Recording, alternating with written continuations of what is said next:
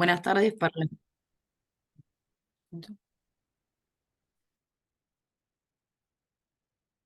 Dejaste de compartir, no sé qué pasó. ¿Cuándo grabaron? Bueno, cuando quieras empezamos.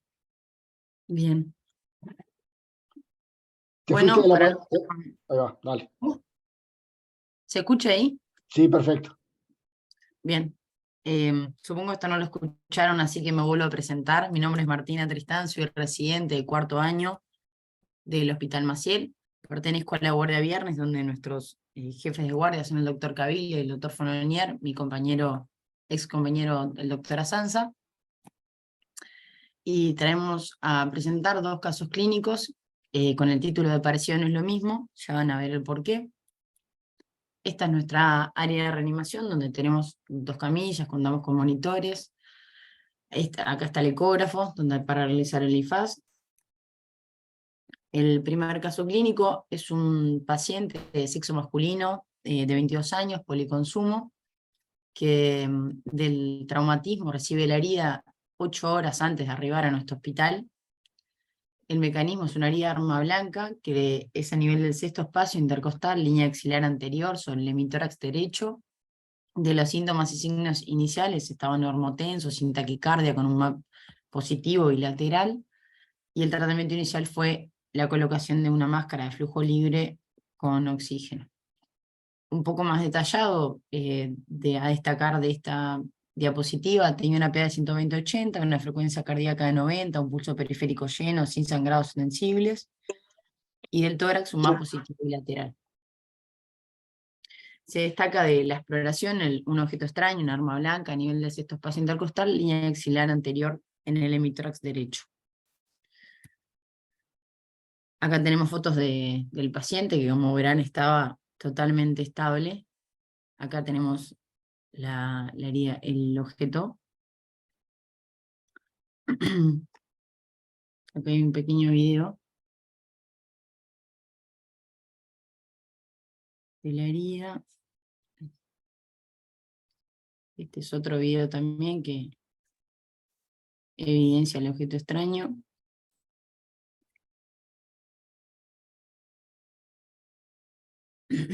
Así que el planteo inicial sería cuál sería la conducta que tomarían con este paciente en el área de reanimación, si realizar un IFAS, una radiografía, una tomografía o trasladarlo directamente al bloque quirúrgico. Antes de dar la palabra, porque está bien interesante el caso, Martina, eh, voy a hacer hincapié en un aspecto que tiene que ver con... se enmarca dentro del gran tema de la cinemática del trauma. En este caso, la cinemática es baja desde el punto de vista cinemático, pero es bien interesante que lo que yo me estaba imaginando cuando te escuchaba y vos lo contabas, antes de ver al paciente, era un ingreso en la línea axilar anterior, pero en un trayecto más antero-posterior. Y cuando mostrás la fotografía y bueno, y cuando mostrás el video, el vector de lesión de ese corte carcelario, pues esa herida punzocortante es un corte carcelario lo que tiene clavado, es absolutamente distinto de lo que me estaba imaginando. Entonces creo que eso es bien importante, poder ver realmente y que hayan traído ustedes esta documentación, es bien importante porque uno se orienta, desconocemos la longitud del objeto, o esto puede llegar hasta el mediastino, o tal vez no tenga nada, vemos cómo se mueve, hay algunas consideraciones para hacer respecto a la parte de movimiento, es muy bueno que lo hayan filmado, ¿verdad? Pero realmente está bien interesante lo que uno a veces se imagina y lo que realmente es el vector lesivo de un objeto punzocortante. Bueno, abro la charla en la sala. Ya hay gente que está diciendo por chat, IFAS, están opinando. Dicen, ¿se mueve la faca? Me pareció a mí, sí, se mueve, sí, se mueve. FAS. Casi todo el mundo por unanimidad habla de FAS e IFAST. ¿Alguien quiere participar?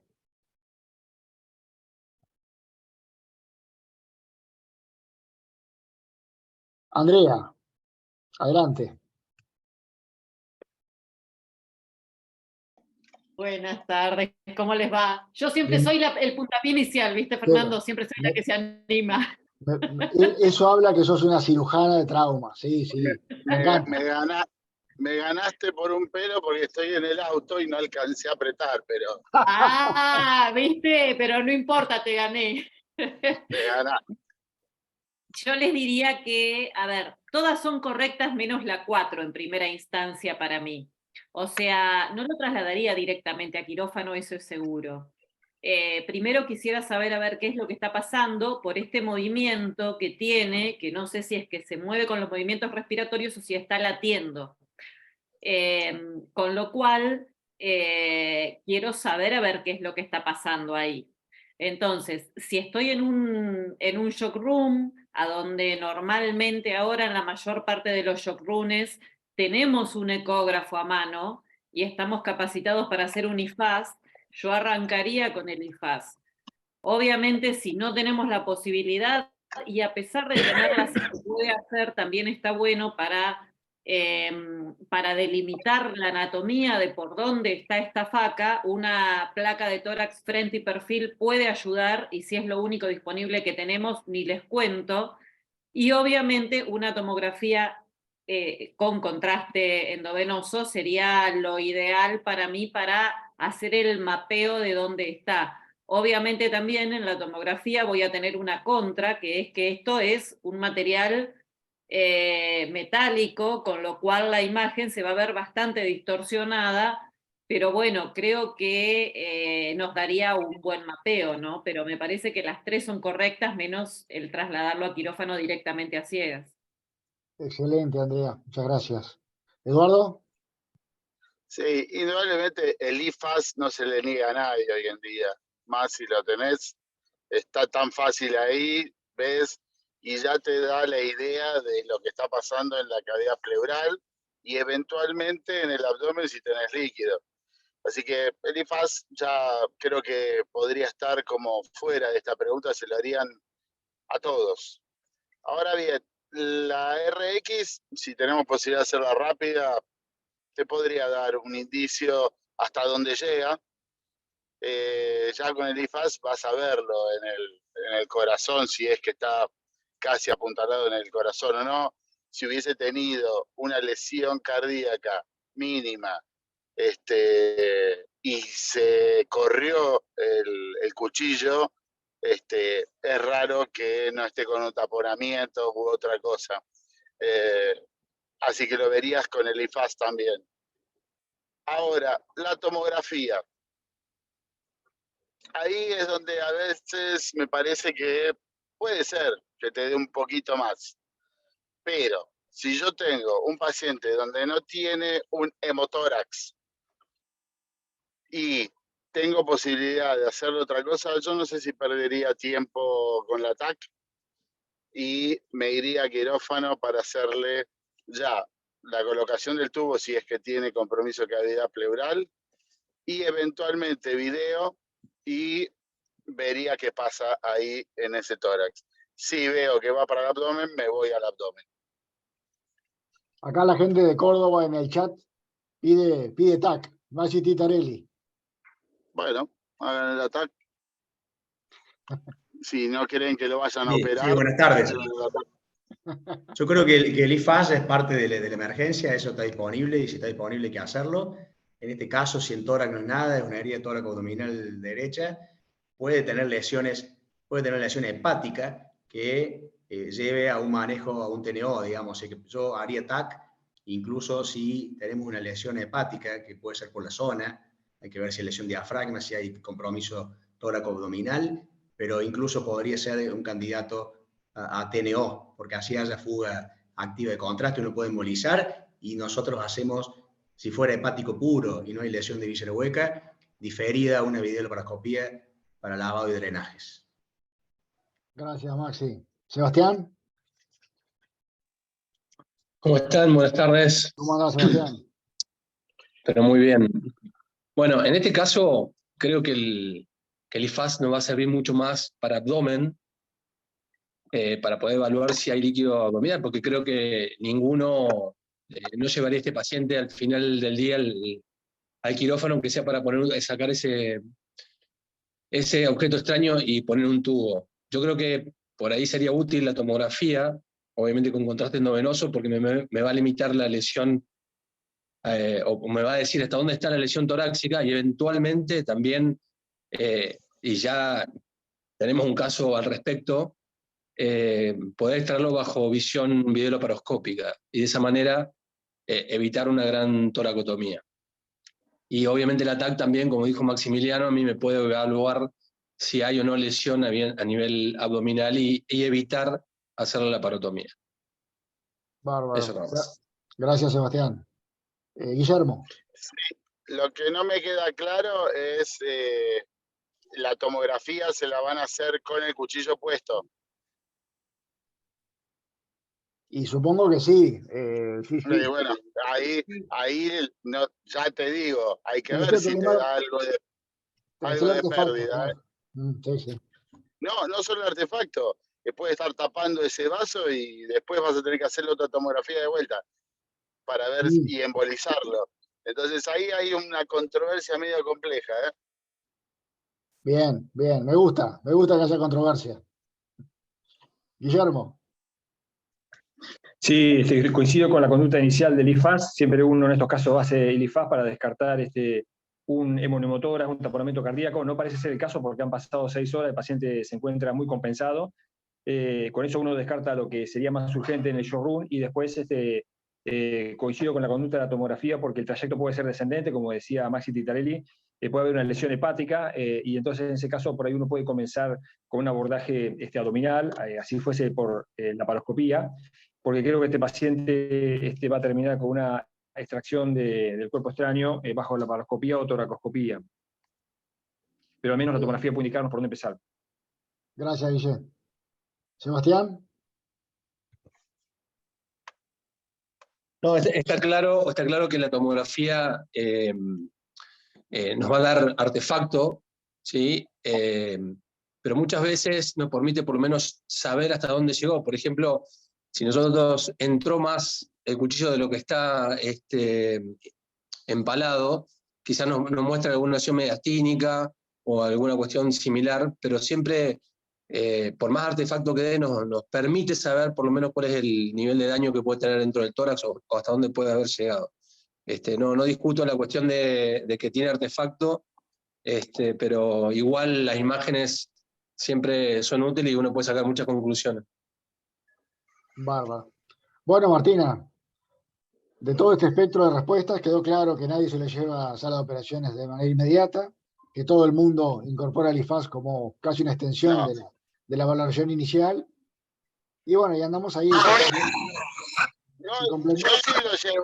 yo sí lo llevo, ¿eh?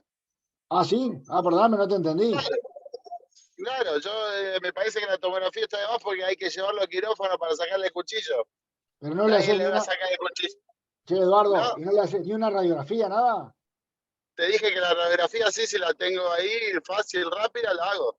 Es lo que me da y con el FAS rápidamente puedo ver si está el cuchillo hasta donde llega también. Pero yo lo llevo porque le puedo hacer una video con local y de tórax y veo dónde está ese cuchillo perfectamente. Con Pero te local. digo, Con local. claro, Ah, sí, si sacás. o sea, Pará, te voy a poner un escenario, porque siempre hay que ser medio terrorista en trauma. Sacás la faca sí, y se te pone todo negro. Que no, ahí, yo no dije sacar la faca, ver qué pasa para poner el tubo de tórax, vos lo ves y ves qué pasa ahí. Si igual lo claro, vas a tener que operar del abdomen, tal pará. vez, lo muy probable. Pero yo me voy a poner en el abogado del diablo, ¿no? Voy a ser malo. Sí. Vos lo Bueno, tenés si decís, con anestesia local, lo tenés con anestesia local y empezás a mirar sí, para adentro ahí y cuando el pulmón se colapsa empieza a venir sangre a borbotones, ¿no? Entonces ahí le tenés no, que decir al pero anestesista, pará, intubalo, que no sé qué, que vos... no. No viene a borbotorio porque el paciente está hemodinámicamente normal y no le Ahora sí. hiciste más nada que ponerle un tubo, como ponerle el tubo, es lo mismo. Bueno, Entonces, antes de poner el tubo, te fijas a ver qué pasa. Pero yo bien, lo llevaría a quirófano. Después de hacer lo que quieras, si quieres intubarlo, pero la tomografía me parece que está de más. bien, bien. Sebastián. Bueno, no me quiero poner a discutir con Eduardo porque él tiene muchísima experiencia en este tema. Nosotros lo manejaríamos de esa manera porque siempre contamos con la tomografía para que nos dé un plan quirúrgico, ¿no? Y estoy de acuerdo, o sea, si uno no tiene tomografía y solamente tiene placa y videolaparoscopía, por ejemplo, le puede hacer un frente de perfil y hacer una video, pero a mí, o sea, la tomografía me va a decir, uno no sabe ver este efecto acordeón que tiene a veces, no es tanto en el tórax, es más en el abdomen, ¿no? Pero el efecto acordeón que tiene cuando uno hace la presión con el cuchillo o con este elemento cortopunzante, ¿hasta dónde llega? Entonces, yo por ahí puedo entrar por videolaparoscopía con una placa solamente, pero quizá la lesión haya llegado de mediastino. Entonces, de esa manera, por lo menos yo sé perfectamente con la tomografía cuáles son las lesiones que podría tener o que tendría que tener en cuenta a la hora de hacer o una toracotomía o ingresarlo ya en forma mini-invasiva. A mí me parece que con la tomografía uno por lo menos, más que con el FAST inclusive, tiene un panorama de lo que va a poder, la conducta quirúrgica, el abordaje quirúrgico que uno va a poder hacer en laparoscópico o por toracotomía. Bárbaro. Maxi. Sí, todavía, digamos, estamos en una fase que no sabemos si la herida compromete tórax abdominal, tórax solo o abdomen solo. O sea, vamos de acuerdo al cómo sigue el caso, pero estamos, o sea, no sabemos si todavía lo tenemos que operar por abdomen o por tórax. Lo que está claro es que si uno hace un FAS y tiene líquido libre y tiene un paciente estable, ese paciente, si uno tiene un tomógrafo cerca y disponible, va al tomógrafo, digamos. Claro que a veces hay que operar, los pacientes son heridas penetrantes, pero heridas penetrantes en víscera maciza, si uno ve que no hay compromiso de víscera hueca, puede hacer un manejo no operatorio, digamos, lo hemos hecho. Pero acá Sí, estamos en la si fase no de, está- bueno, todavía no nos dijo la doctora si hay líquido libre en abdomen o en tórax o en los dos, que es clave. Pero eso se hace si no está el elemento.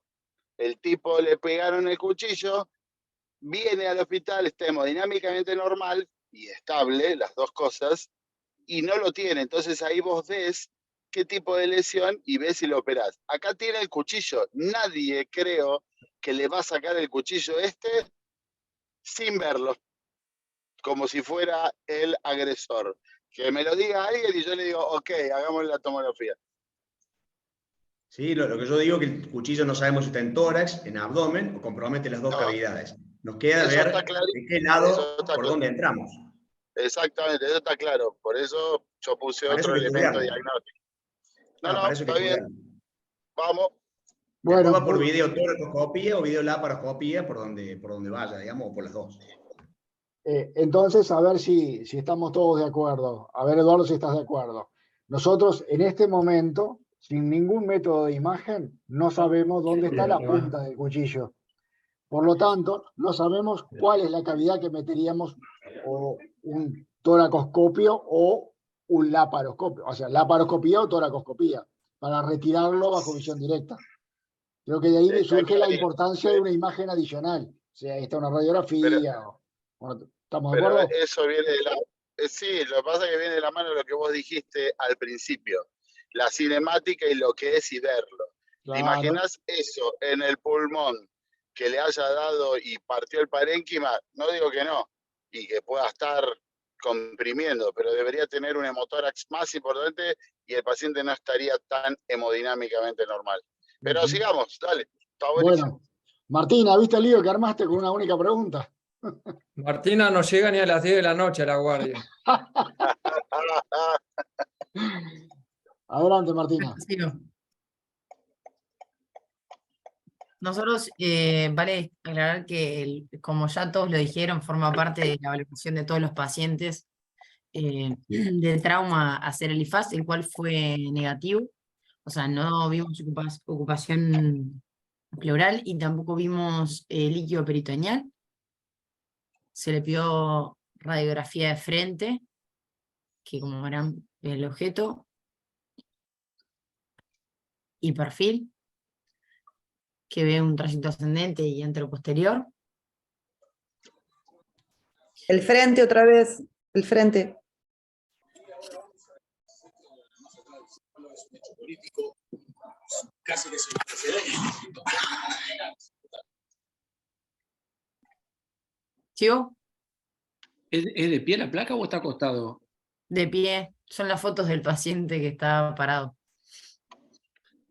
Acá, pará, no sigas que te piden la palabra. Guillermo.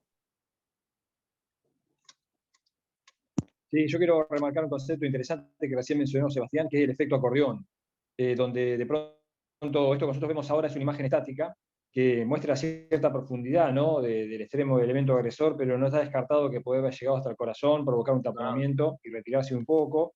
Claro.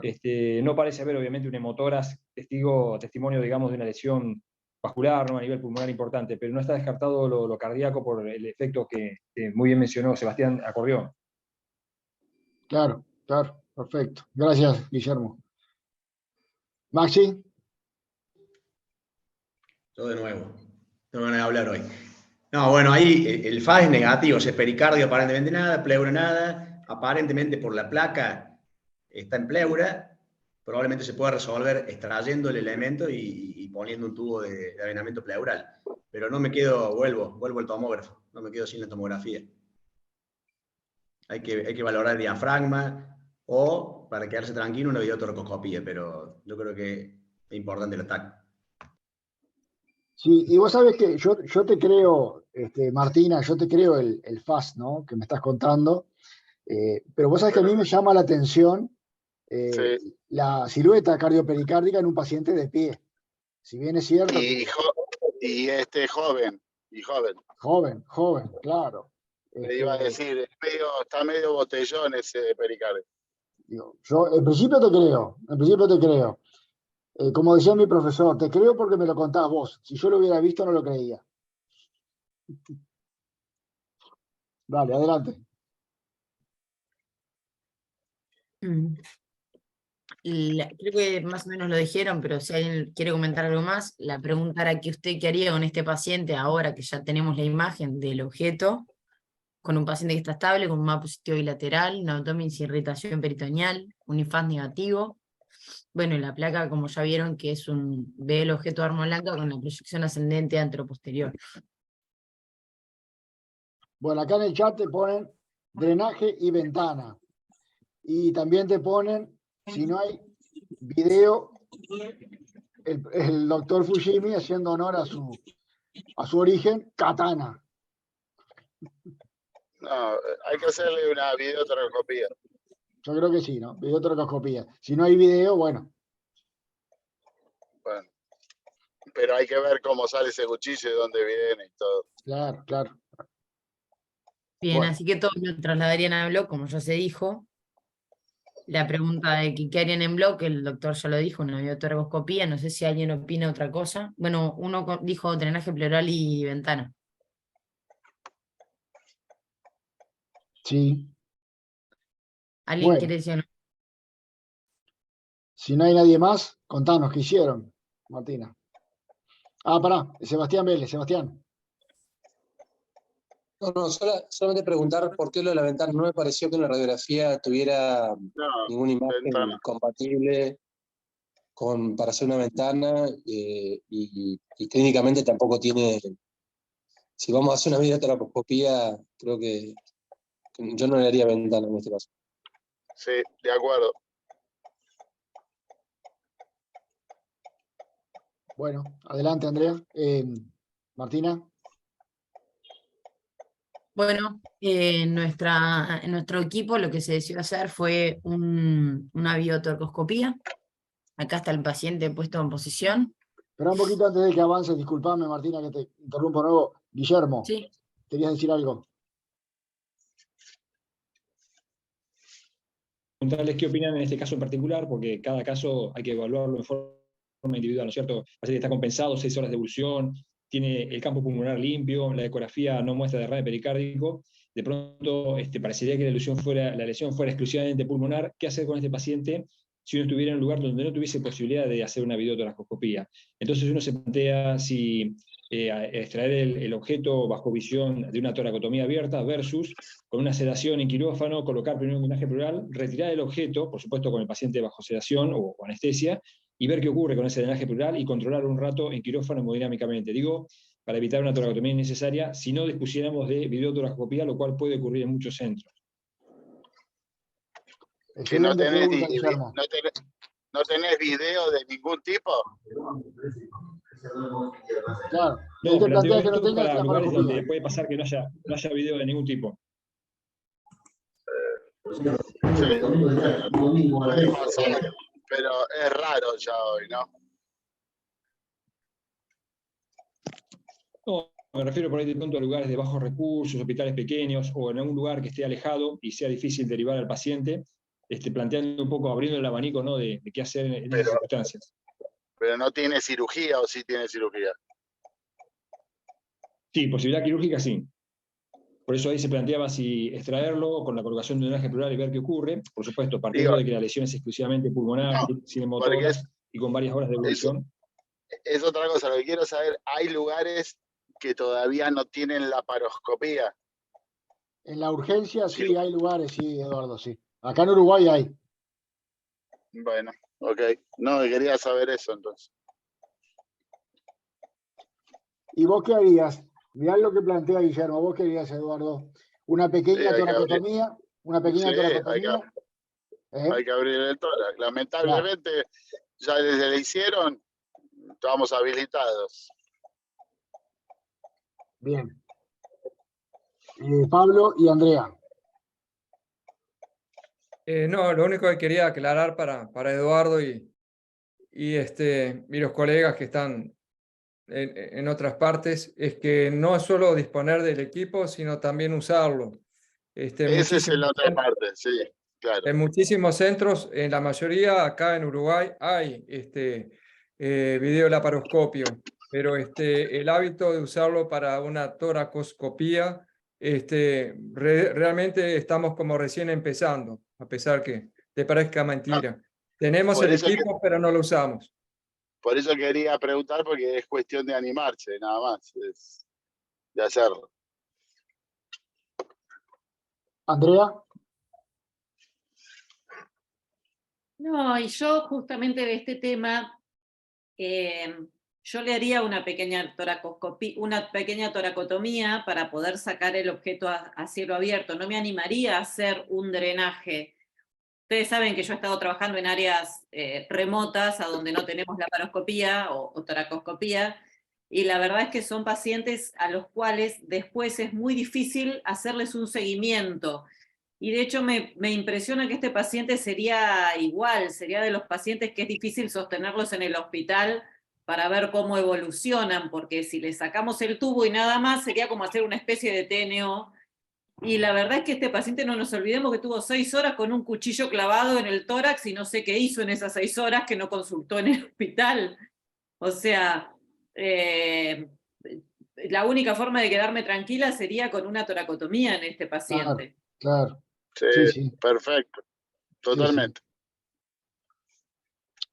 Yo creo que es mantener el principio, el mismo principio que haríamos con la videotoracoscopía. O sea, lo que queremos ver es cómo se extrae el objeto. Y bueno, lo que estamos cambiando es la forma de abordaje, ¿no? Sebastián. Yo coincido con Andrea, no me quedaría tranquilo solamente sacándolo a ver, me imagino el escenario, el anestesista media hora, una hora después, esperando que yo saque el paciente del quirófano. No creo que lo podamos hacer nosotros acá, pero sí me quedaría tranquilo si puedo hacer al menos una si lo tengo de costado ya al paciente, aunque sea una toracotomía lateral de unos 10, 15 centímetros, como para poder lavar, ¿no? Claro. Sí, guarda, es una baja. A veces no ves bien ese sector.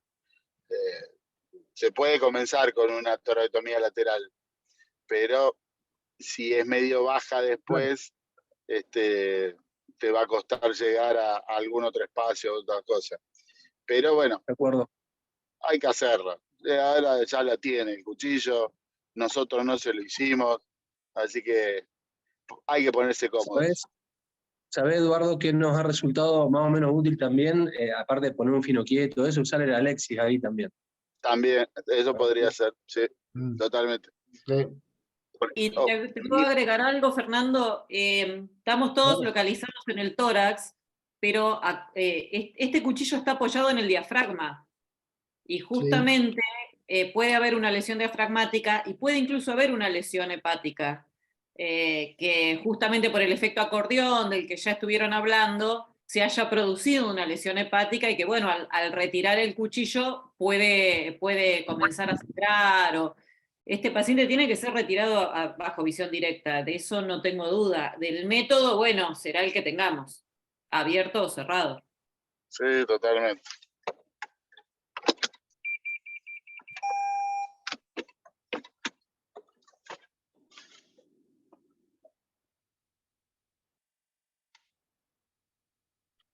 Bueno, adelante, Martina. Bueno, nosotros, acá está la foto del paciente puesto en posición para la biotrocoscopía.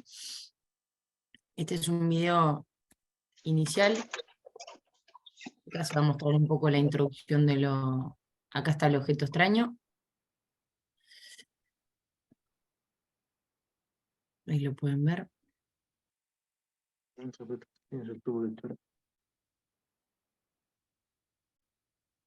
Una adherencia que tiene el paciente.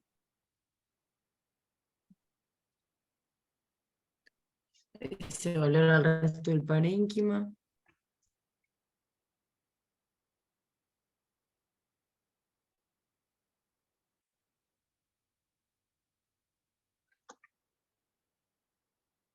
Ahí está el objeto extraño. Y vamos a proceder a retirarlo bajo visión directa.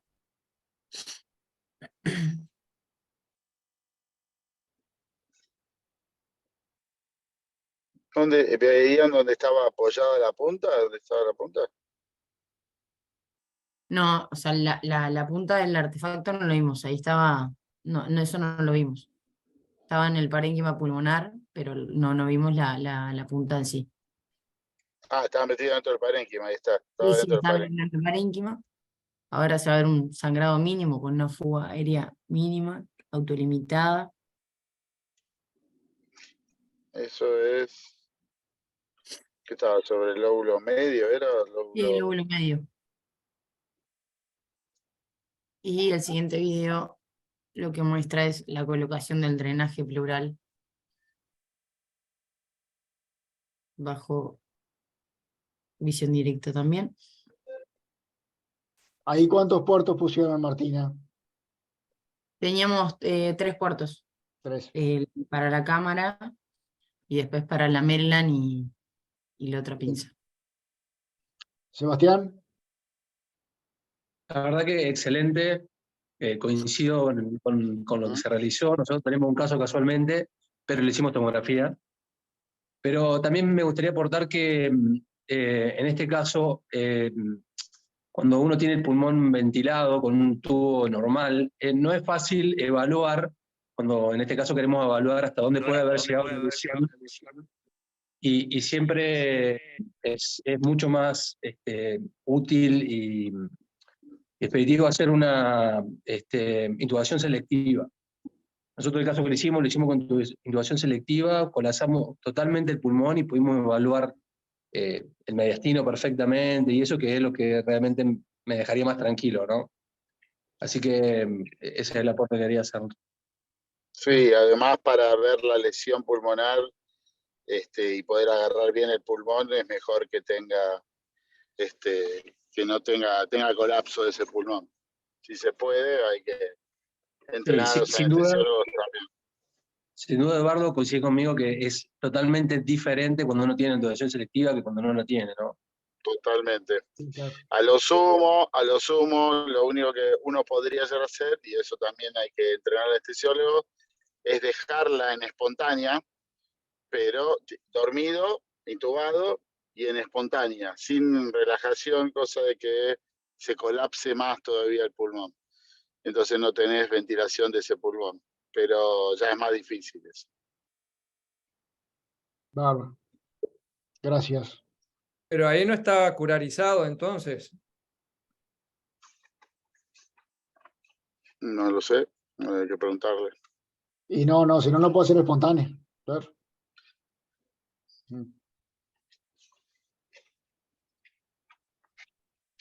Bueno, muy bien. Martina, Bueno, sigo. sí, adelante. Esta es la radiografía previo al retiro del drenaje pleural. Perdón, ¿y el diafragma lo pudieron ver, observar algo? ¿Vieron el diafragma? Sí, estaba sano. Estaba sano. Perfecto. Igual es como mencionaron que es muy dificultoso dado que no teníamos la intubación selectiva. De la evolución del paciente, posterior a la cirugía, ingresa a sala de cuidados moderados, se retira el drenaje previo a la radiografía que acabo de mostrar a las 72 horas y tiene el alta hospitalaria.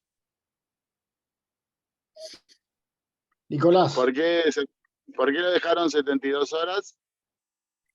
Porque nosotros hacemos manejo clínico de los drenajes pleurales y mientras que los drenajes oscilan, no hacemos la placa de control para el retiro. ¿Y el débito cuánto había sido?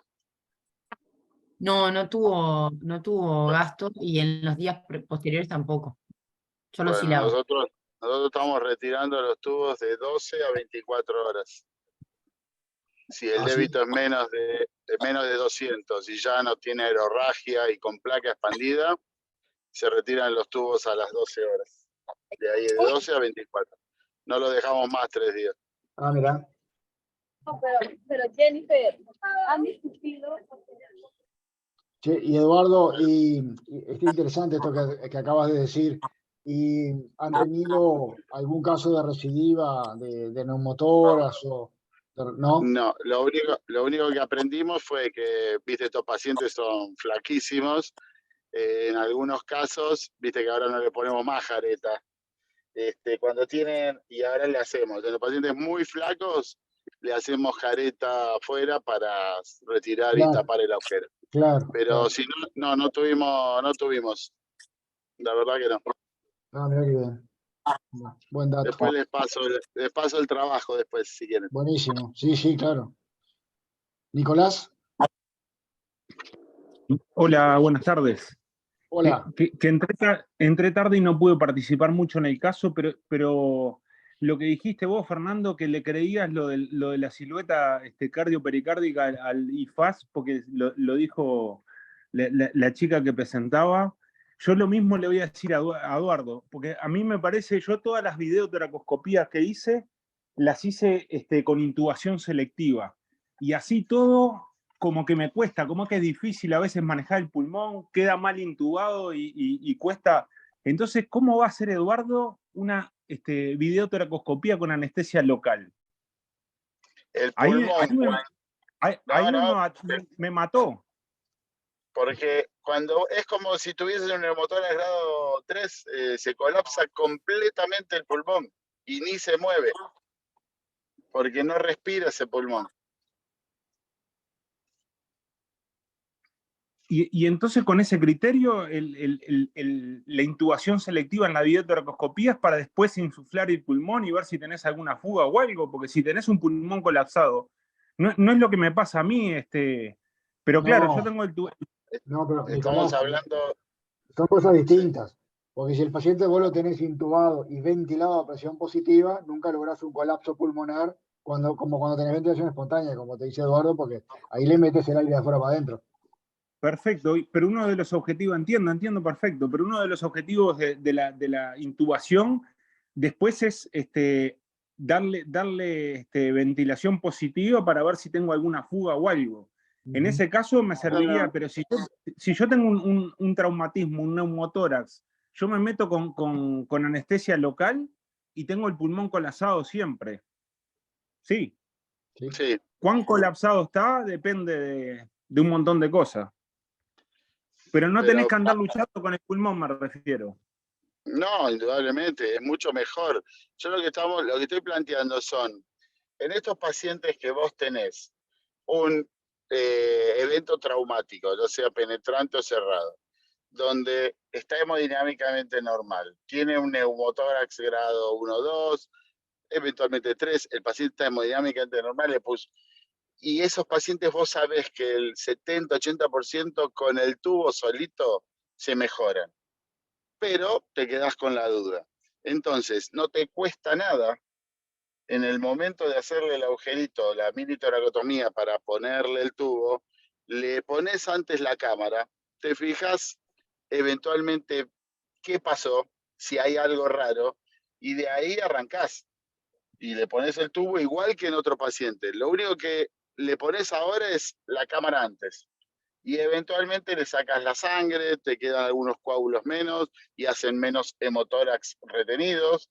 Eso es lo que propugnamos en cierta medida. Y lo ha hecho, Andrea hizo, creo, alguno, y me dijo, la verdad que anduvo bien. Perfecto, gracias. Y otra cosa, en este caso que dijeron que era con tres, le hacían tres, que es lo que se hace habitualmente, 3 abordajes, ¿cómo es? Trócares. Esos trócares, ¿cuántos tubos dejás? Y los orificios de los trócares siempre los cierran, por el tema de también que le sacás los drenajes precozmente. Yo nunca lo hice eso. No, solo un drenaje, como dijeron ellos, y eso sí, le das un punto como cualquier punto al cerrato, según donde queda, al músculo que está subyacente y nada más. Gracias. Sebastián. Hoy igual estamos... Sí. Ah, perdón, Eduardo, ¿ibas a decir algo? Hoy sí, que lo estamos haciendo solo por algunos casos que se pueden, o inicialmente lo hacemos por un solo puerto, monopuerto, pero bueno, nada, se puede perfecto, no pasa nada hacerlo más puertos y lo que sea necesario. Está bien, está bien. Sebastián.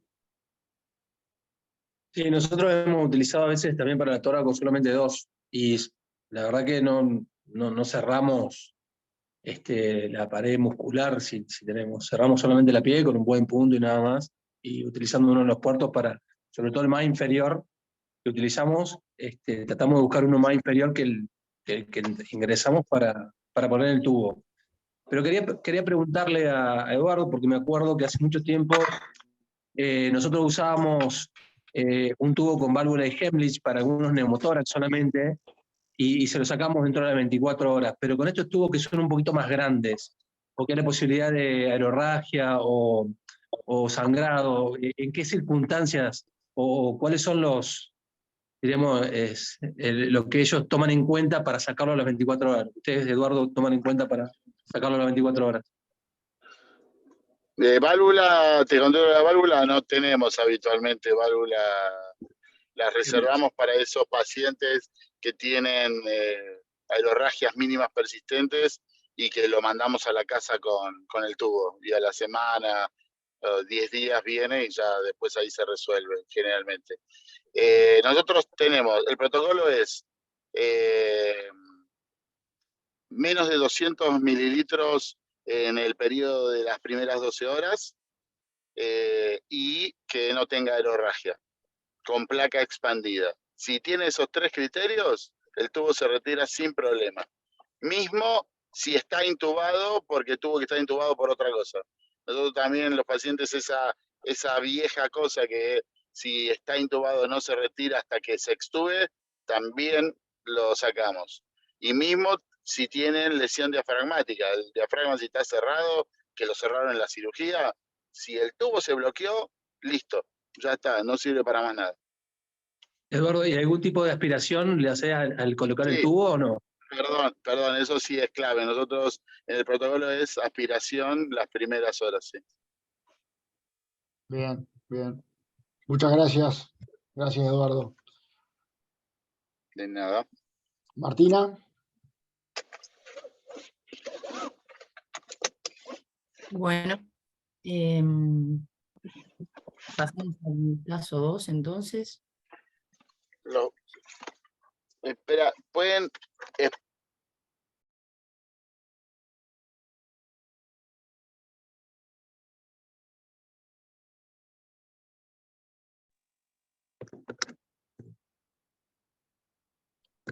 Eduardo, hay un par de preguntas en el chat. Voy a entrar al estacionamiento de mi casa y se va a cortar. En 5 minutos me conecto, ¿eh? Bueno.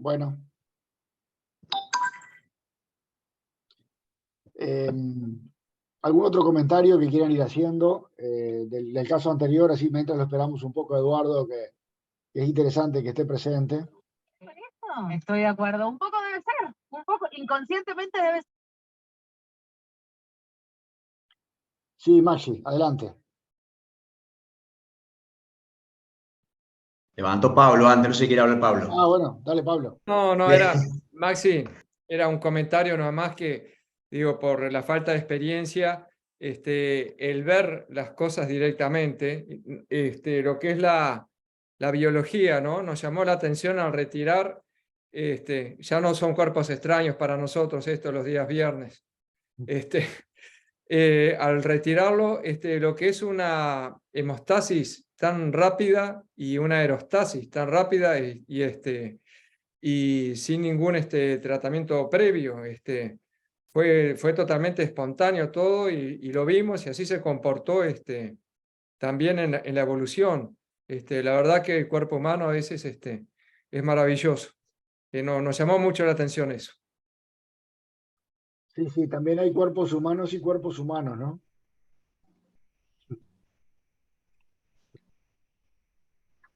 Maxi. No, yo quería, ganando un poquito el tiempo para que el doctor llegue, abrir el juego, ya que lo abriste, Fernando, si uno no tiene la video, en el caso nuestro a veces hacemos monopuerto en estos casos, entonces uno ve en forma directa también, pero si uno va a los extremos de tener que hacer una toracotomía para sacar este elemento, o ver un paciente que hace 6 horas que tiene el cuerpo extraño, le hicimos un FAS negativo, la placa que está en el tórax, que no hay ni siquiera neumotórax, esto podría resolverse dentro de los extremos, probablemente en retirar el cuerpo extraño, hacer una pleurotomía digital, poner un tubo y ver el contenido. Porque en realidad, si uno no tiene lo del medio y tiene que elegir uno de los dos extremos de la paratología que hay, la verdad que se podría manejar tranquilamente con eso, retirar el cuerpo extraño, poner un tubo de venamiento pleural y probablemente llevarlo al tomógrafo y hubiera sido probablemente suficiente, en este caso, Bueno, ¿no? Pero fue, quiero plantear esa disyuntiva. Eso lo planteó Guillermo hoy, Guillermo Barilaro, precisamente. Lo planteó en el contexto de un medio con bajos recursos, donde no tuvieras la posibilidad de una videotoracoscopía.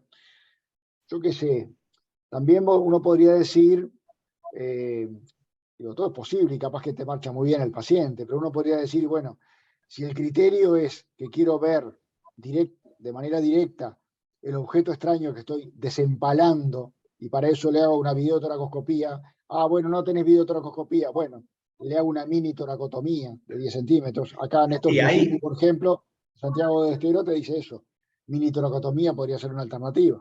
Bueno, un poco lo que se planteó, ¿no? Ahí el punto es que el tomógrafo nos ayuda a ver también, o sea, porque uno habla de, por ejemplo, de control de daño, de control de hemorragia, uno tiene que aprender ya lo que es moderno, que uno puede hacer un control de daño con un manejo de angioembolización, una videolaparoscopía, o sea, control de daño es parar el sangrado, en el caso de tener disponibilidad, uno puede parar el sangrado con formas mini-invasivas. Dentro de los extremos, si uno no tiene nada, es hacer nada y poner un tubo, o abrir el tórax, ir a ver, que en este caso no tenía nada, y te quedas con gusto de que le abriste medio pecho a un paciente para no hacerle nada. De todas maneras, bueno, por eso quería plantear en este tiempo muerto esta disyuntiva. Sí, sí. ¿No? Buenísimo, buenísimo. Sebastián, no sé el orden, porque está Oscar Maglione, Sebastián y Andrea Pote. No sé quién fue el que levantó primero la mano. Andrea, que es mujer. Andrea, que es mujer. Ahí es, me parece muy bien. Me parece un muy buen criterio. Andrea. Yo en realidad fui la última que levantó la mano. Así que bueno, gracias por la posibilidad. No, un poco siguiendo la línea de Maxi de recién, lo que yo me planteo es, si el medio no tiene la posibilidad de hacer una videotoracoscopía, no tiene un laparoscopio, porque la realidad es que la videotoracoscopía se puede hacer sin elementos distintos al de la laparoscopía abdominal, con lo cual, si uno no tiene un laparoscopio, lo más probable es que tampoco tenga un tomógrafo.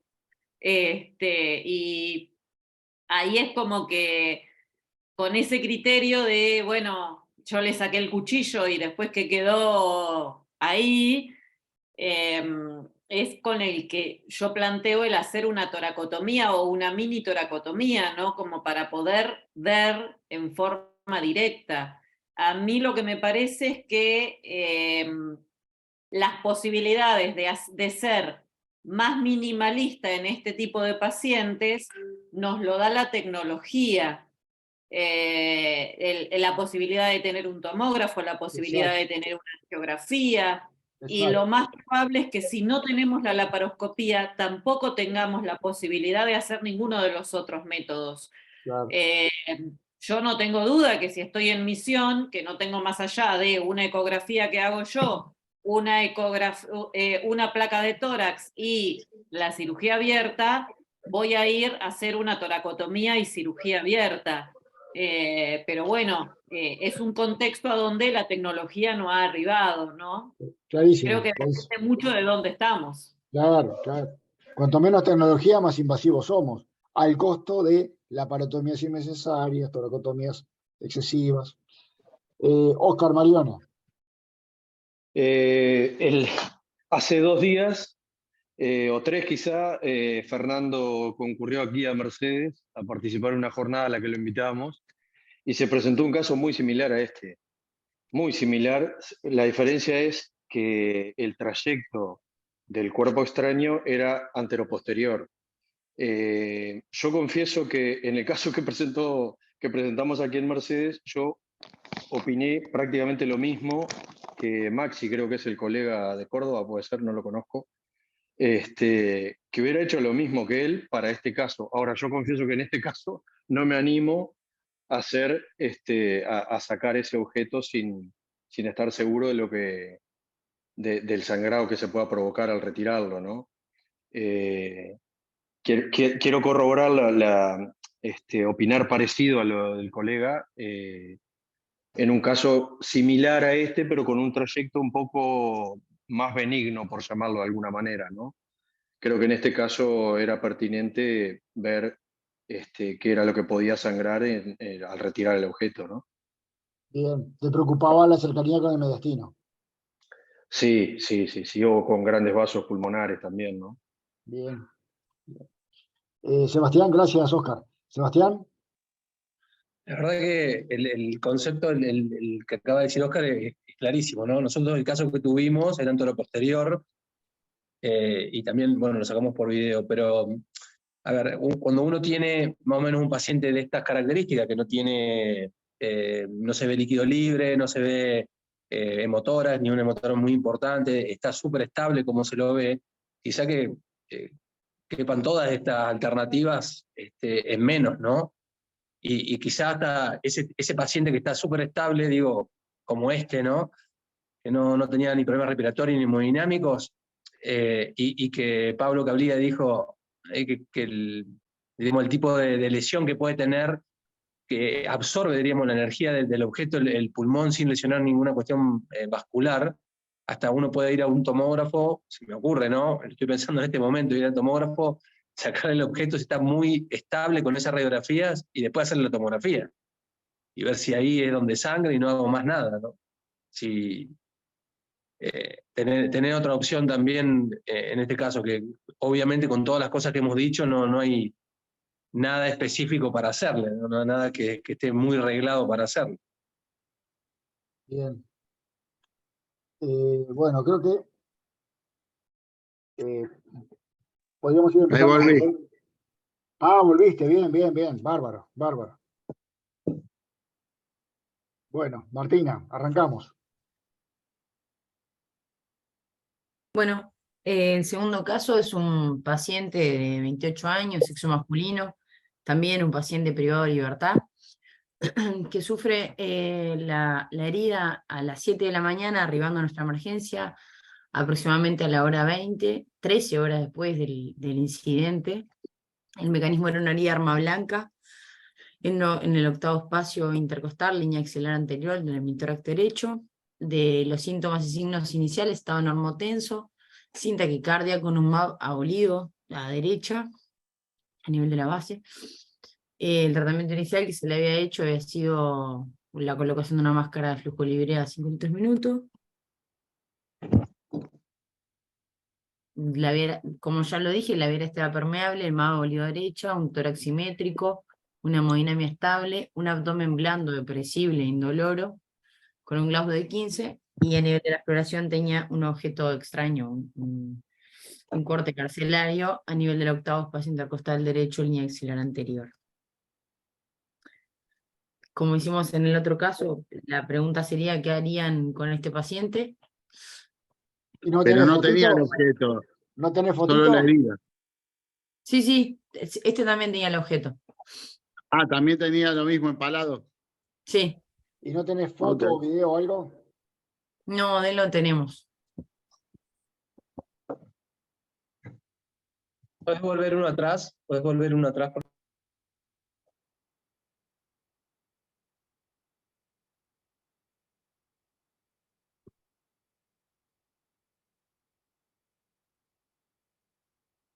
Bueno, ya tiene una diferencia clínica grande y es que tiene una abolición del murmullo alveolo vesicular a derecha. Ahí hay una primera gran diferencia.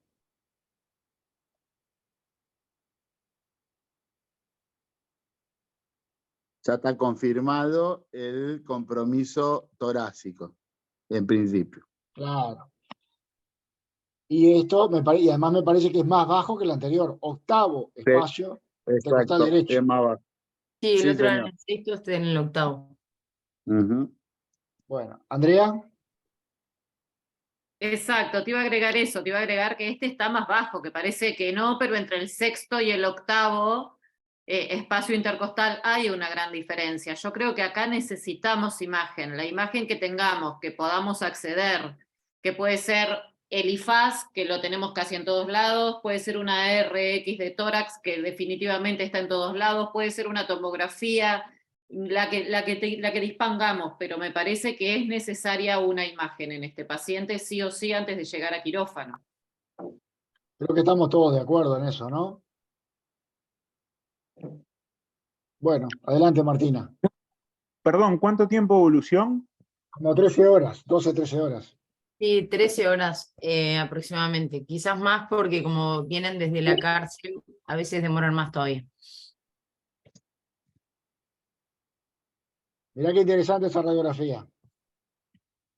Bueno, se le hizo el IFAS en la sala de reanimación, el cual evidenció la ocupación pleural, sin líquido libre intraabdominal ni en el Morrison. Y lo que se procedió a hacer fue pedir una radiografía de tórax. Este es el frente, que como verán, ahí está el neumotórax leve. Y acá está el perfil. No sé si quieren que vuelva para atrás o sigo.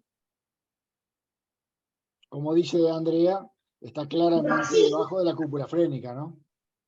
Sí. ¿Tiene la hoja del arma blanca?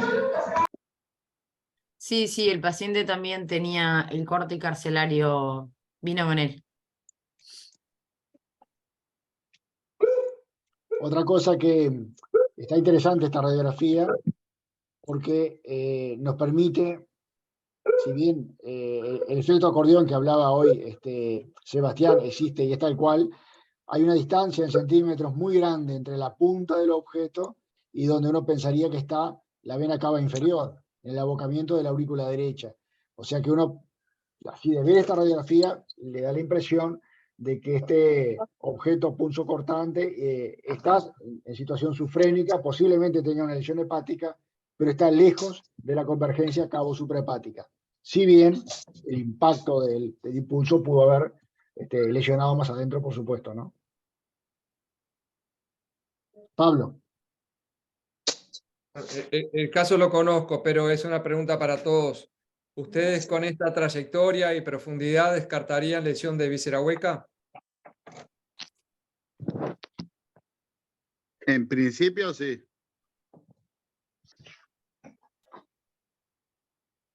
Nosotros también.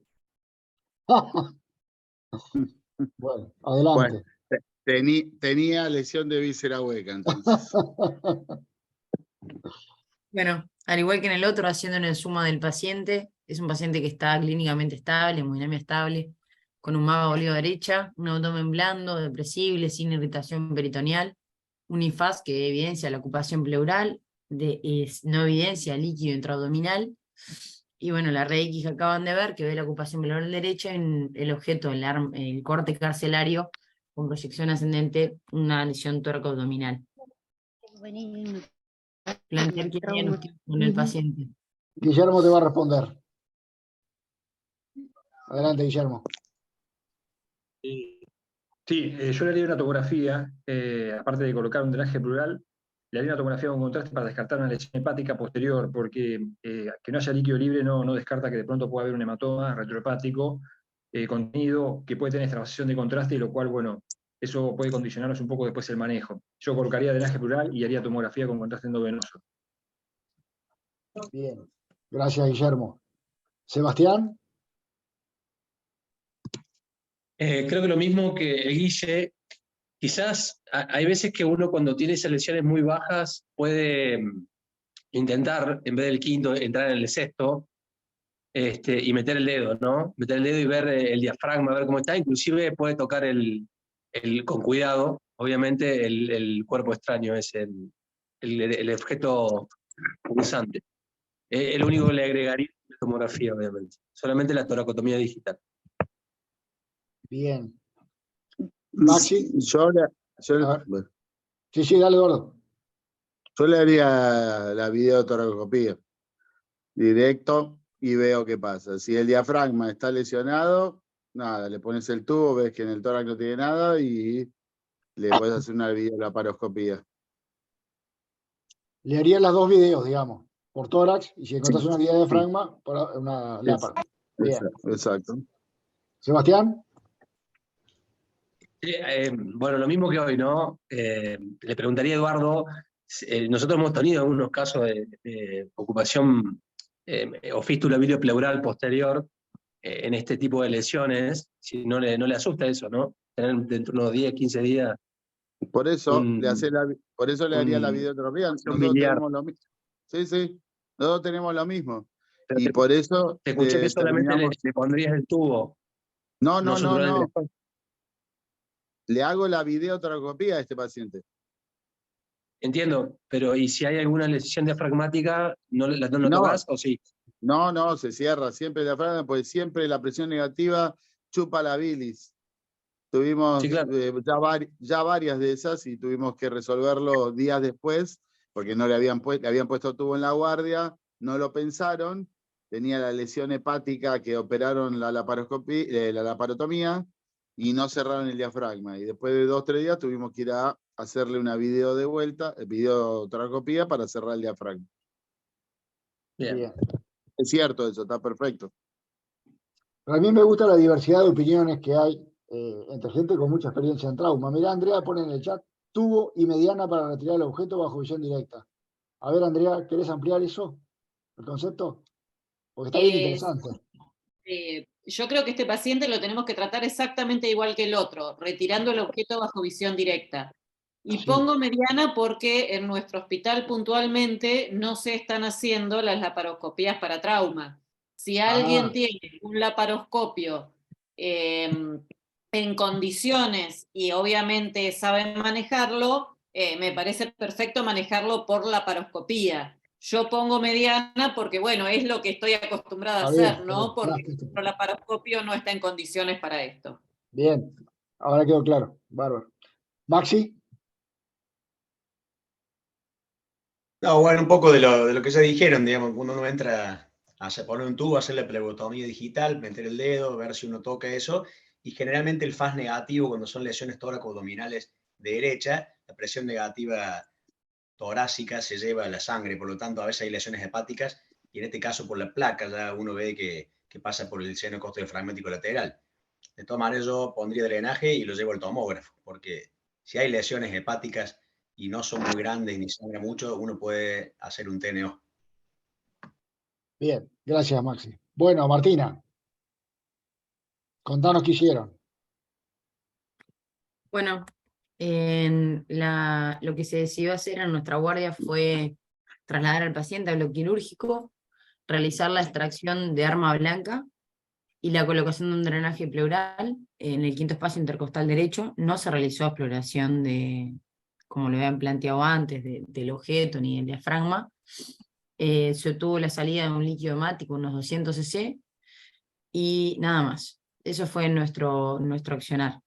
El paciente cursó con una buena evolución postoperatoria y un alta el cuarto día, se controló en policlínica a los 15 días sin ninguna alteración. Esta es la placa previo al retiro del drenaje pleural. Eso es un drenaje puesto con énfasis. Después se lo reúno con muchas ganas. Y bueno, lo que... Pará, antes de que hagas la revisión. Pará, no te apures. Porque, y antes de que Pablo hable, porque ya aprovecho y le tiro la pregunta a Pablo. ¿Y nunca se plantearon hacer una tomografía? Digo, sacás el objeto, le colocas el tubo y hacer una tomografía para ver el hígado. ¿No se discutió eso? ¿Me preguntas a mí? Sí. Bueno, Martina, poné la placa con el... Está arriba. Con el arma blanca. Ahí va. No se hizo. No quiero plantear una defensa de la conducta, sino explicar por qué actuamos así. La línea de razonamiento nuestra, de la cual me hago responsable. Interpretamos sí que era una herida tóraco-abdominal, de que dada la topografía no había lesión de víscera hueca. El estado clínico del paciente estaba asintomático desde el punto de vista abdominal. La ecografía abdominal no mostraba absolutamente nada de líquido.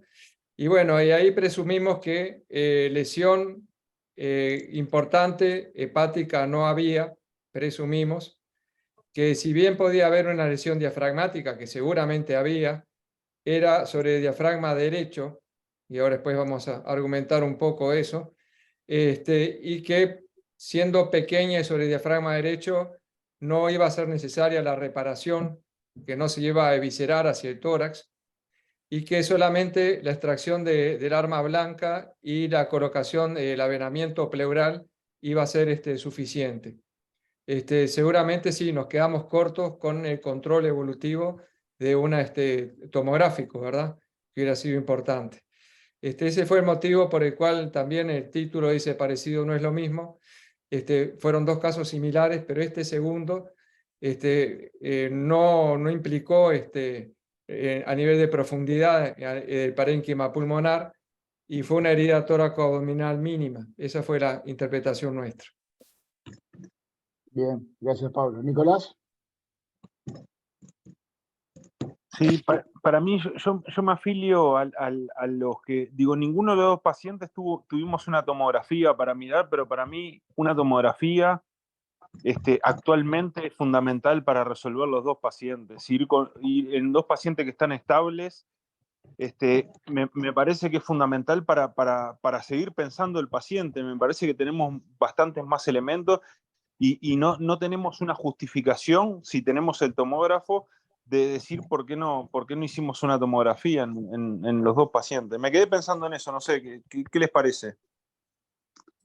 No, a mí me parece que en el primer paciente estuvo perfecto y en este paciente no hacerle, y en este paciente habría que hacerle porque no hicimos un método de diagnóstico para descartar lesión de diafragma y eventual abdominal.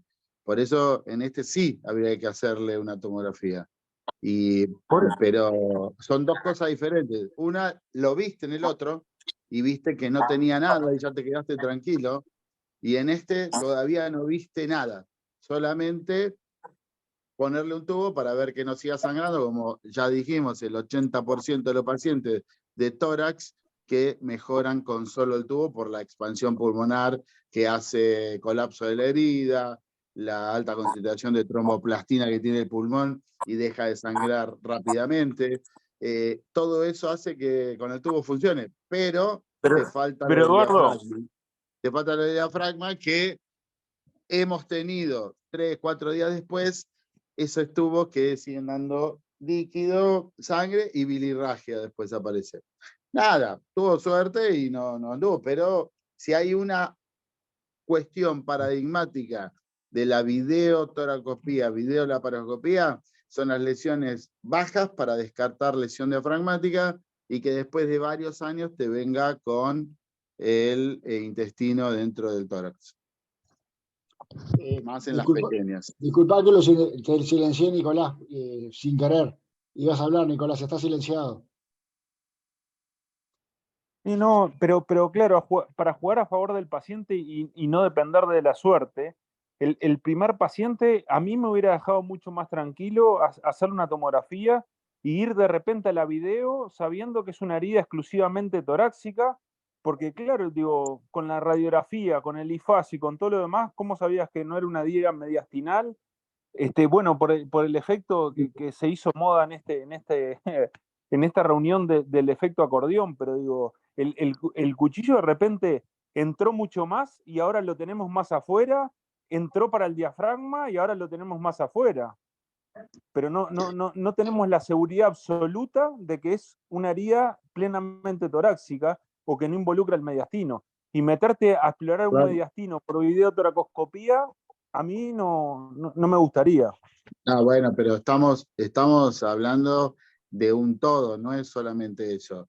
El paciente está hemodinámicamente normal, Y pasó el tiempo, pasaron como ¿cuánto pasó? Me esperaron, ¿no? Eduardo, me esperaron a que entrara en una guardia a las 8 con un paciente que había ingresado el día antes, con un hematoma mediastínico y tenía una herida en la aorta, en el callado de la aorta. Y bueno, ok, perfecto, y ese paciente es el que se estudia, pero no lo viste con nada. Bueno, capaz que está muy interesante. Está muy interesante la discusión de ping-pong que están haciendo. Esto está impresionante. Capaz que le damos, si ustedes me lo permiten, le damos la palabra. Tenemos 4 personas más con la mano levantada, que por ahí terminamos desempatando. Perdón. No, está bárbaro. Perdón. Pero hay mucha gente más que quiere hablar. Guillermo. Creo que como para tratar de establecer cierto consenso, aunque cada caso es diferente, ¿no? Y cada caso hay que verlo en particular, muchas veces el paciente es asistido en un lugar alejado o lo asiste un cirujano que no ve trauma con frecuencia. Entonces yo creo que una buena conducta que ha sido mencionada por muchos es antes de una eventual laparoscopía por trauma o videotoracoscopía por trauma con carácter exploratorio, es hacer una tomografía previa. Se supone que el paciente está compensado hemodinámicamente y hacer una tomografía con contraste nos da un panorama muy amplio de qué lesiones tiene el paciente. En el abdomen podemos encontrarnos con la sorpresa de una lesión retroperitoneal que después por la laparoscopía no vemos, y en el tórax puede pasar otro tanto, como decía recién Nicolás, que haya una penetración, un hematoma mediastinal. Yo creo que la tomografía, si el paciente está compensado y está disponible, es una información muy valiosa, porque después, por videotoracoscopía o por videolaparoscopía, uno puede no ver todo, también puede depender de la experiencia de quien lo haga. Yo creo que es una buena conducta así como para recomendar o como para hacer un consenso así en general, ¿no? Lugares de baja, mediana o alta complejidad y también dependiendo de la experiencia del cirujano que esté. Gracias, Guillermo. Sebastián. La verdad que coincido y quizá, a ver, Eduardo tiene mucho más experiencia, creo que todos nosotros, y yo toracoscopía he hecho para saturar algún diafragma, algún hemotórax coagulado, hacer algún diagnóstico, pero no he hecho resecciones ni pulmonares ni exploración mediastínica. Por lo tanto, quizá a nosotros que somos cirujanos de trauma, no sea muy útil si tenemos, y coincidiendo con Nicolás, un plan previo con una tomografía. Creo que pasa por ahí la cosa, ¿no? Uno estar más seguro, donde no se siente muy cómodo, nada más. Gracias, Sebastián. Andrea.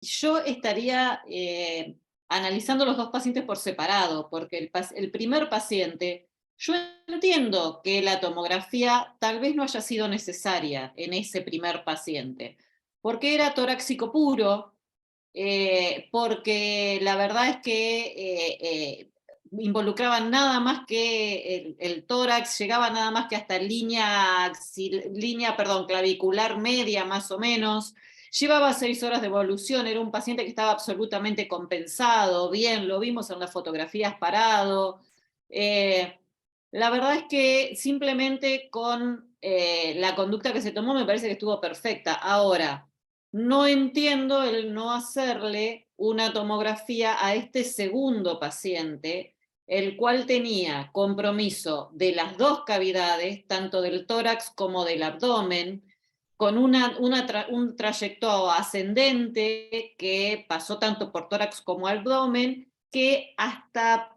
sacarle el cuchillo sin visión directa, simplemente colocándole un tubo, lo puedo entender, siempre y cuando después le hubieran hecho una tomografía, porque están haciendo un TNO en una herida abierta hepática que no saben bien por dónde está la trayectoria sin una tomografía. De entrada, un TNO se hace con una tomografía, si no, no se hace TNO hasta donde sea. O sea, todos hemos sido los arriesgados que tenemos algún caso de TNO sin tomografía.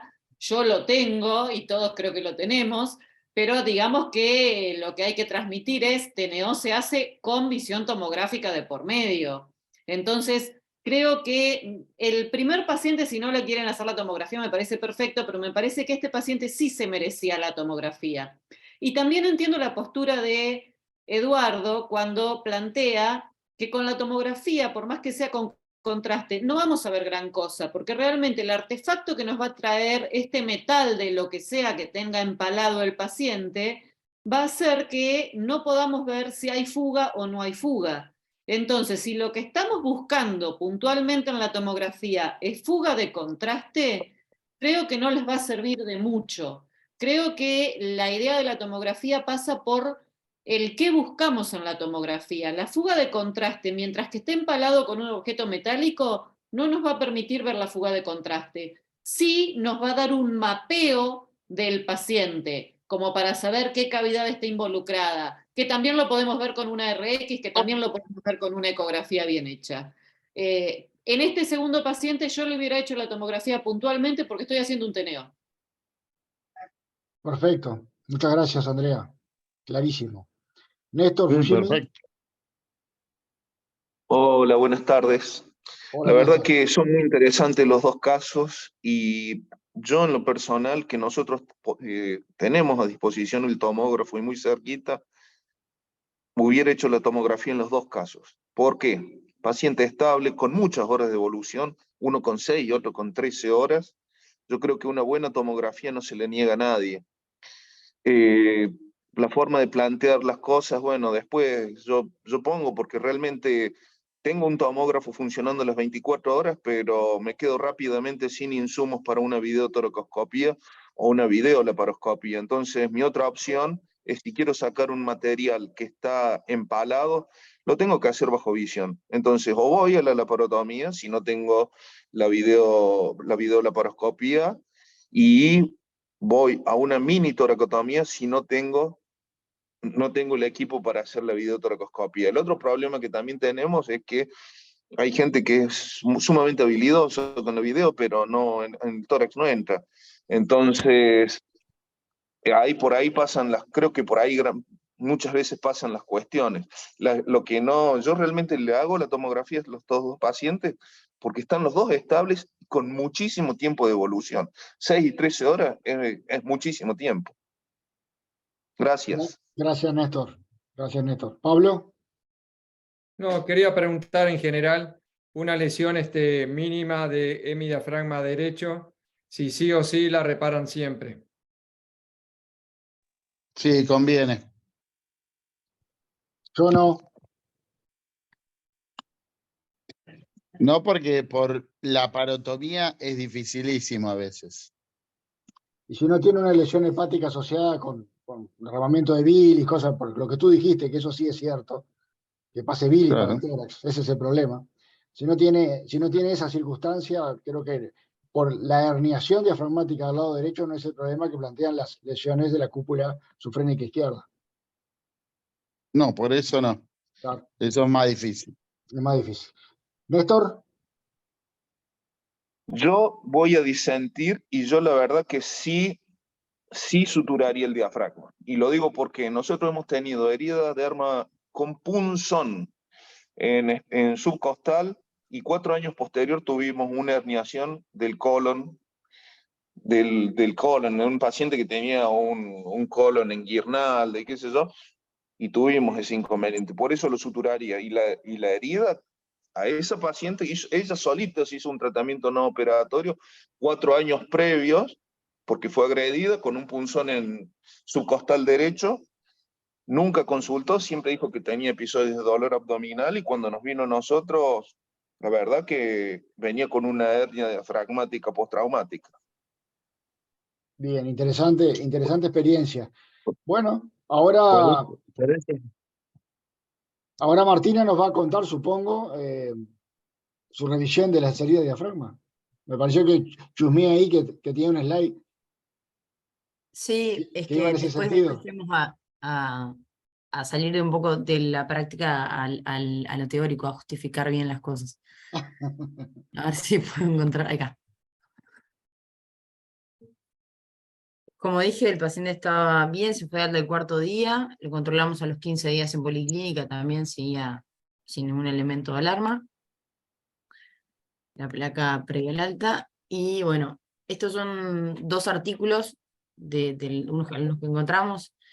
El primero acá que ven es de la Sociedad de la Cirugía Española, el cual, por más que diga penetrantes en abdomen incluyen las toracoabdominales de las lumbares, que hace una asociación entre de dónde está topografiada la lesión y el manejo, y valora el hecho de todas las laparotomías, laparoscopías que se hacen, o toracotomías que se hacen innecesarias, dado que son en blanco, y plantea que las de hipocondrio derecho, cuando en este caso, justificado por la situación del hígado, no tendrían indicación en pacientes que estén estables y sin irritación peritoneal. El artículo de arriba es de un consenso de trauma que se hizo en Ohio, que en realidad es una revisión sistemática que tiene más de 800.000 pacientes, que a destacar solamente se encontró uno que tuviera una herniación en heridas toracoabdominales derechas. El de Néstor, Fujimi, es ese el que te contó ¿Oh? Néstor. Debe ser él. Claro. Que, bueno, básicamente entre los 2 trabajos dicen lo mismo. Las heridas toracoabdominales derechas, son las derechas, en paciente estable, sin irritación peritoneal y con cuadros evolucionados, apoya más la moción, no tendrían indicación de hacer ningún abordaje, y se podría plantear un manejo con operatorio, que son exitosos hasta un 96% de los casos. A diferencia, es otro caso obviamente, la herida toracoabdominal izquierda que sí tiene indicación. Y con eso concluye nuestra revisión. Muchas gracias. Yo lo que quiero preguntar es si en esas revisiones hablaban de que los objetos estaban empalados y todavía en el paciente. No, claro, son revisiones sistemáticas, o sea, trabajos extraídos, entonces nunca aclaraba bien si realmente el paciente tenía empalado, nunca aclara ese tipo de cosas. Por Son eso trabajos muy te individuales digo. que capaz que Por tienen eso- ciertos sesgos. Por eso sigo insistiendo. Estos pacientes son completamente diferentes al paciente que no tiene el objeto empalado y que viene hemodinámicamente normal, y que uno en hipocondrio derecho sabemos que sobre el hígado también sufre la misma circunstancia de que puede dejar de sangrar y no sangra más, y podemos hacer un MNO o un TNO, como quieras llamarlo. Ahora, si el objeto está empalado, ahí hay que operarlo y nadie no lo va a operar.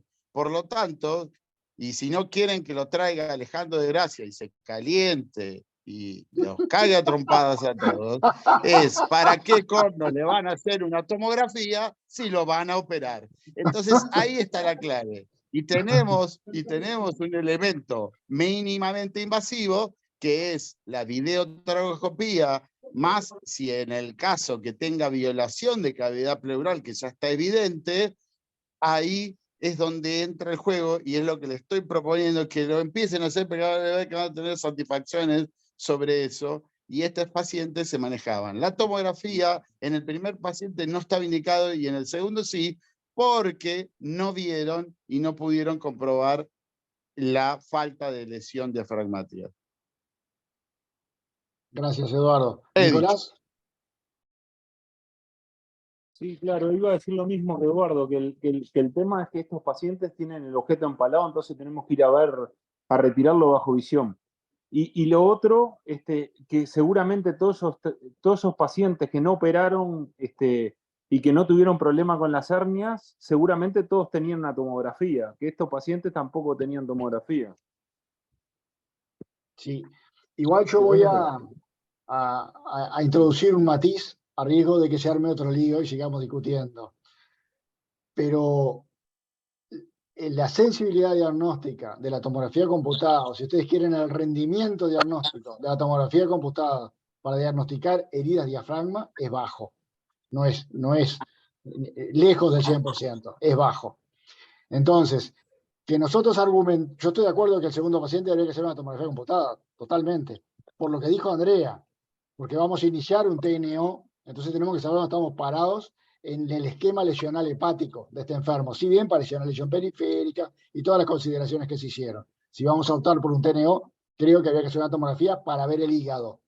Pero pretender pedirle al método tomografía computada que me descarte sí o no una herida de diafragma, bueno, puedo tener cosas indirectas, pero como fue toracoabdominal esto, entonces si tiene un derrame pleural yo no puedo diferir solamente, capaz que fue, porque obviamente el cuchillo pasó por el diafragma y tiene un neumotórax, o sea, ya lo sé que está roto el diafragma. Si tiene un neumotórax y tiene una herida hepática, ¿por dónde pasó el cuchillo? Pasó por el diafragma. O sea, no preciso ser diagnóstico tomográfico de diafragma, es el diagnóstico clínico. O con la radiografía esa que teníamos. Yo ya sé que está roto el diafragma. La tomografía capaz que ni la ve la herida de diafragma. Sí me va a identificar el tipo lesional hepático para hacer el TNO adecuadamente. Yo estoy convencido que sí había que hacer la tomografía computada. Andrea. Andrea, ¿tenés levantada la mano? No podía darme volumen de nuevo. A ver, me parece que estos trabajos están buenos, pero hablan solamente de lesión diafragmática. Fuera de que tenga objeto empalado o no, hablan de búsqueda de lesión diafragmática y de reparación de lesión diafragmática. No están hablando de lesiones en dos cavidades, no están hablando de lesión de hígado. Habría que analizar todos los casos, ver bien los trabajos, pero me da esa sensación me dio cuando me daban los resultados de los trabajos. Están solamente en la pesquisa de lesión diafragmática. Y acá estábamos en un paciente que estábamos tratando de pesquisar otras cosas. Entonces, contestando un poco a la pregunta de si siempre cerramos el diafragma cuando es a la derecha, yo les puse que no. Yo no lo cierro si solamente es lesión diafragmática. Ahora, si hay una lesión hepática donde puede haber, por un juego de presiones, contaminación en tórax, ahí sí la cierro. O sea, ¿qué les quiero decir? Cada paciente es un caso distinto. Me parece que este caso es como la diferencia entre el politraumatizado y el que tiene una fractura de tobillo. O sea, hay que ver al paciente como un conjunto, como un todo, que me parece que eso es lo rico de este segundo caso. El primer caso era como más sectorizado. Este segundo caso es un caso un poco más complejo porque eran dos cavidades. Y con respecto al descartar lesiones de víscera hueca, yo automáticamente cuando vos lo preguntaste, yo pensé que no les contesté, pero pensé que no, justamente porque siempre me acuerdo hay un síndrome que me estoy queriendo acordar el nombre propio y no me lo puedo acordar, soy muy mala con los nombres propios, a donde el colon se va y se coloca... Chileiditis. Ahí está. Me acuerdo de ese síndrome que era el síndrome con el que nos complicaban a todos en radiología. Es un signo radiológico de Chileiditis, sí. Exactamente, donde el colon está por encima del hígado, y yo me acuerdo de esas imágenes y digo, y yo no puedo descartar una lesión de colon en este paciente, porque el paciente que tenga eso va a tener una lesión colónica. Capaz que es un sesgo por ser proctóloga, pero voy por ese lado. Está bien. Gracias, Andrea. Sebastián. No, solamente para hacer una acotación con respecto a la tomografía y el diafragma que vos habías mencionado, hay una gran diferencia si uno solamente tiene cortes axiales, que si tiene coronales y sagetales, ya que la sensibilidad aumenta casi un 20% en las lesiones diafragmáticas. verdad. Así que eso hay que tenerlo en cuenta. Sí, pero no llega a 100. No, pero Sí, es verdad, aumenta, sí. mucho, 20% es significativo. Sí, aumenta, sí. Bueno, muy bien. ¿Algún otro comentario? ¿Algún otro aporte? Yo te dije, Martín, había que hacerle la tomografía. No me hiciste caso. Sí, obvio, es mi culpa. No, es una broma, soy yo. No. No, realmente los quiero No, aceptó la culpa. los quiero felicitar porque además pudieron conseguir 2 casos que realmente permitía comparar eso que parecido pero no era igual. Entonces pudimos jugar con aspectos realmente importantes en lo que es la diferencia de un trauma torácico bajo, penetrante bajo y un trauma tóraco abdominal, ¿verdad? Porque era realmente esa creo que era la base de la diferencia de estos 2 casos. Yo les quiero agradecer muchísimo la participación de todos. Martina, te quiero agradecer tu presentación, que estuvo muy buena, y Pablo, en la descripción de los casos. Bueno, Eduardo, gracias por todas las enseñanzas y los aportes, y gracias a todos por la participación y a todos los presentes en la sala. Ha sido un gusto, y nos encontramos el martes que viene en este mismo canal. Gracias. Hasta luego. Gracias a todos. Gracias. Gracias a todos. Gracias, Eduardo.